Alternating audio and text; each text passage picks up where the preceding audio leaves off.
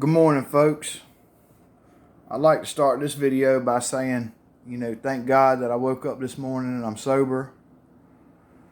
I didn't succumb to my addiction last night. I was blessed enough to wake up this morning, put my feet on the floor, feeling good. And I'm just like all of you, I wake up, I have my coffee, I put my clothes on. Sometimes I do one first, sometimes I do one later. It just really depends on the day. I'm a free spirit. But it's a good morning, man. I feel good. And before I went to bed last night, I was wondering what I was going to do today. And if you watched my episode yesterday, I stole my wife's dentures. You heard me talk about the family dog. His name was P.P. Rodriguez. And this dog holds a special place in my heart. He was, I'm going to tell you, he was quite a character. He lived a long time. He was with us for many, many years. And I sorely miss him. I think about him all the time. So this story I'm going to share with you, I call the Ballad of P.P. Rodriguez, because truly this little dog, he was a Chihuahua. He was a 4-pound, maybe 5-pound at his fighting weight Chihuahua. And he was special. And, I've never met another dog like him. I probably never will. Most of y'all will probably, you never be as blessed to see a dog like this. So, I got P.P. from a family in Richmond, Virginia, back at the end of 1999. I was pretty much in my last year of high school. I didn't graduate. I left before I could. Thank God later on I got my GED, and I'm going to tell you, that was a feat, because I ain't exactly the sharpest knife in the drawer, if y'all ain't figured that out yet. But, yeah, P.P. was quite a character. So I get this little dog, and the day I'm picking him out, he had 3 sisters, and it was him, and that's what they had left. And they brought him all the way down there from Richmond. And the little girl that owned him, they didn't want to let him go. And I knew from the moment I seen him that he was a special animal, because his 3 sisters were over there in the corner playing with each other, and he was over in another corner licking his nuts, And I said, yeah, that's my dog right there. That's my dog. I'm going to pet that dog. And, yeah, I bought him. We paid about $450 for him. And, as P.P. grew up and got older, he developed this, he was a horny little bastard. I know that. He would hump anything. I mean, it was crazy. And all his years of life, I don't believe that P.P. ever got no Chihuahua pussy. But, that might have ruined him. If he got some Chihuahua pussy, he might have went Chihuahua pussy crazy. But he never did that, so he humped anything. I mean, pillows, socks. Man, he tried to hump the broom one time. I believe he tried to stick his dick in a light socket. Thank God he didn't. God, that'd have been tragic. But P.P. was a humpy dog, man. And if you heard me yesterday, he was a little big dick dog, man. He was like the John Holmes of Chihuahuas. And, I mean, it was just, it was a wild thing. So P.P., with the air humping, and dogs, like when they train dogs, you got a lot of different ways. You can train them to sight, you can train them to signal. Well, P.P., he was trained by tone of voice. And, through tone of voice, I trained P.P. to do a lot of things. But a couple of the most serious things is me and P.P., we had a love-hate relationship. Which means, he loved me at times and he hated me at times, because I was a mean little bastard, but he was a meaner little bastard. He loved everybody. He didn't know no strangers. He come up to anybody. He raised hell before you came through the door, but as soon as you got through that door, he'd chill out. He had small man complex too. I'm going to tell you, like, when that door was shut, he thought he was a fucking Tyrannosaurus Rex, but as soon as that door opened, it was like he knew better. He curled up right beside you, and he was a good dog, man. He brought a lot of joy to my life. So I wanted to share this story about him. He, I figure I was about 17 years old or so. And, that's when the humping had really, really got bad. So I trained him through tone of voice. Like, whenever he would start humping something, I would go, "Show her how you roll, P.P. Show her how you roll." like that. And he just start humping even harder. And it was like he naturally understood what I was talking about. And I said, damn, this dog might be a fucking scholar.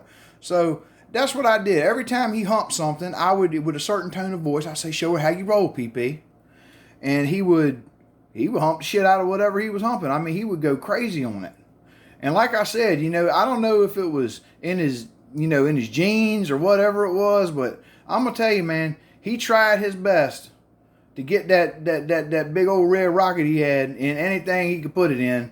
And I'm going to tell you, it was hilarious to watch it, man. It was so funny because girls would come over. I have a girl over to the house and she'd be like, oh my God, your dog's so cute. I want to pet him. I want to pet that dog. And as soon as she got comfortable, I'd look over at PP and he'd look over at me and I go, show her how you roll, PP. And he lock onto that wrist or that leg or whatever he could get a hold of and he just to start humping. I mean, you know what I'm saying? They'd be like, oh my God, get him off me. And I'm fucking dying. I think it's the funniest shit ever. So, I got a lot of different girls like that and they were, they all talked about P.P. Rodriguez, the humping dog. So, I'm going to go ahead and skip to the main event. My mom, she passed away in 2016. She was my best friend. And there's a lot of things I never knew about my mom. A whole lot of things. Of course, I was married to a woman for 6 months and didn't know she had false teeth. So you can only imagine the things I didn't know about my mother. And I learned a few of them after she died. My dad would, he'd have, a couple cups of Jim Beam or something like that. And he'd start telling me stories. So I remember one day I said, Dad, Mom never told me these things in life. And I'd appreciate it if there's anything that you think that I might not know about my mother, that you would keep them to yourself. Because it was that serious. And one night, I was about 17, 18 years old. And I had just smoked, what we call a Carolina hog leg, which is a big ass doobie, over in the park. And she had a bunch of ladies from the church over and they were having a Tupperware party. So she's got about, 8 or 10 of these ladies from the church. And PP ain't nowhere to be seen. He would go, he was an independent dog, so he would go off, and do his own thing. And I didn't see PP nowhere, so I'm in there. I got the munchies like a motherfucker, so I'm in there trying to make me a peanut butter and jelly sandwich. And the next thing I know, I hear growling. Like it was like he was, like when a dog plays tug of war or something like that. So I looked down the hallway, and PP was only, you got to keep it best. This dog's 4 or 5 pounds. So he ain't no big fella, but he was strong. And he's pulling something that's bigger than him down the hallway, and I couldn't see it because the light was off. So I look, and you know how when a little dog gets a hold of something that's real big, see, they turn around, they pull it from the back. So he's got it in front of him, so I can't see it. And he's backing up, like backing up like that. And I didn't know. I said, what the hell is that dog got a hold of? Well, he keeps coming down the hallway with it, and he's pulling and pulling and pulling. And I swear to God, he finally gets it, and he picks it up in his mouth, and he's dragging it. And it's damn near got his back leg standing up off the ground. It was a fucking black dildo that was about 14 inches long. I mean, this motherfucker was lifelike, buddy. This thing had veins on it. It was crazy. Look, I like to fucking died. And he drops it right in the middle of this circle at the Tupperware party, and like the fucking whole room goes quiet. I mean, you could have heard a fucking pin drop. And I'm sitting there. I'm on the edge of my seat, because I'm high as a motherfucker, and I'm trying not to laugh. And I was shocked because I said, Mom, I never knew you had jungle fever. Not that there's nothing wrong with that. Some of my best friends are black, but I mean, I never, if I would have went all my life and never knew that my mom had a dildo, I would have been fine. But he drops this big ass black dildo in the middle of the floor. All these ladies just goes quiet, and my mom just sits there. Boy, she looked like the fucking Mona Lisa. And she says the craziest thing I've ever heard in my life. She goes, it was a wedding gift. I never used it. Bullshit. But boy, I thought she was going to kill PP. She gets that thing up. She runs down to the back bedroom. PP takes off. He looked like a brown streak of fucking lightning, buddy. All he was ears. That's all he had. He was ears and dick. That's all he had. And hey, look. You know, I mean, I've said a couple things about it. I'm not gonna brag no more than to say this. That fucking dog, he had a shaft on him, man. It was like, look, they could have used that fucking thing to tighten the screws on a fucking pacemaker. So everything settles down. You know, they all have a little laugh. My mom's in tears. And that damn dog, he went and got the box that motherfucker was in and brought that out there too. He had got into her closet and tore her shit up. And I'm going to tell you, she never looked at him the same after that. She was upset with him over that for a long, long time. And I'm sure she's up there right now looking down at me going, you sorry son of a bitch. Because when I was in prison, this story was so funny. When I was in prison, I would call home from across the state. Even when I was at Wallens Ridge, I would call home from across the state and put people on the phone. I'd say, Mom, tell her about the time P.P. pulled your dildo out in front of the church ladies. And boy, goddamn, she would get mad. Oh my God, she'd get mad. But I figure now that she's gone and she's resting, she's in a better place. She passed on from cancer in 2016, and she struggled with it for 8 months. It was heartbreaking. My mom was my best friend. Other than P.P. P.P. was my buddy, man. I'm going to tell you what. Look, this dog, he drank beer. And I would give him sometimes a whole can of beer. And you got to figure, for a 5-pound dog, that motherfucker drink your ass under the table, because a whole can, a 12-ounce can of beer is like a whole keg of beer for a man. And he would drink that shit. He didn't care much for liquor, but he would drink the shit out of beer. And I could fuck his nerves up. I'd act like I had a gun, and I pointed at him, and that motherfucker started growling. Oh my God, he growled. And God forbid I cocked and act like I had a shotgun or something and pointed at him. Man, that motherfucker's lips would touch. I'm talking about he'd get bent out of shape. And I had, he brought a lot of joy to my family and a lot of joy to my heart. You know, it's hard to find a dog that you're close to like that. And I was really, really close to him. And I was in prison when P.P. passed on. And I'm thankful for that, because, he was my buddy. And he helped me keep my head up through a lot of things. He seen me go through some bad stuff, man. I can only imagine what he thought about me. He probably thought the same thing y'all do, man. Look at this big dumb bastard. But, yeah, I miss you, P.P. I think about you all the time, buddy. And I know you're up there with Mom now, and God forbid, I hope you didn't, I hope that dildo didn't go with y'all. I'm going to tell you, I really hope it didn't. And it's just a natural thing. Everybody, I don't know about everybody, but, sometimes it tells you two things. For one, love your dog, know your dog. For two, there's some things you probably don't want to know about your mother. And, that's a couple of the things out of P.P.'s life that he was really big for. I mean, he did cool tricks, man. How many people can teach their dog how to hump on command? I apologize for every girl that ever came over my house that I showed that trick to, because I know that's disturbing. But it's funny. It's all comedy, And I wanted to share with y'all that, man, because it really touched my life.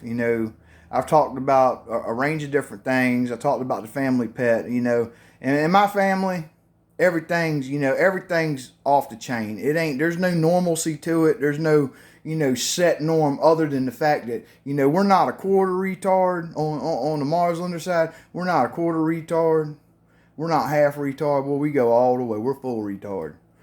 And, my dog fit right in. He was right at home there with us, and he had a good life. He liked steak, he liked cold beer, and he liked women. And he was a Marslander, buddy. I'm going to tell you that right now.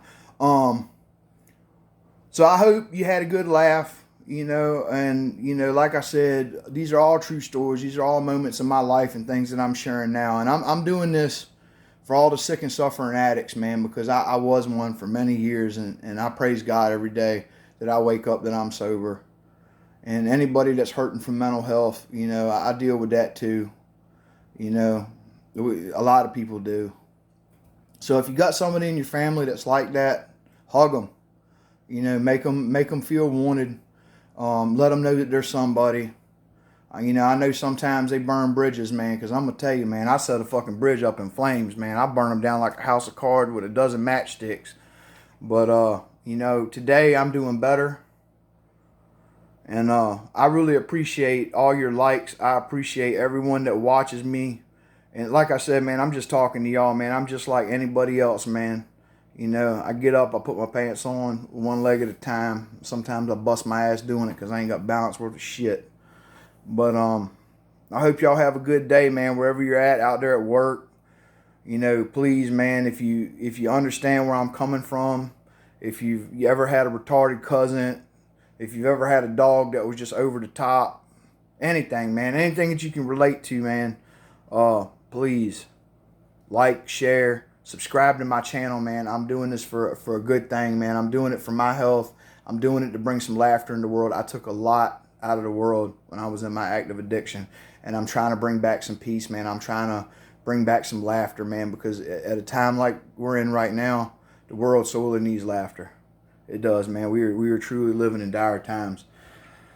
So anyways, this was the Ballad of P.P. Rodriguez, man. May he rest in peace. Show him how you roll, P.P. Show him how you roll. Y'all have a good day.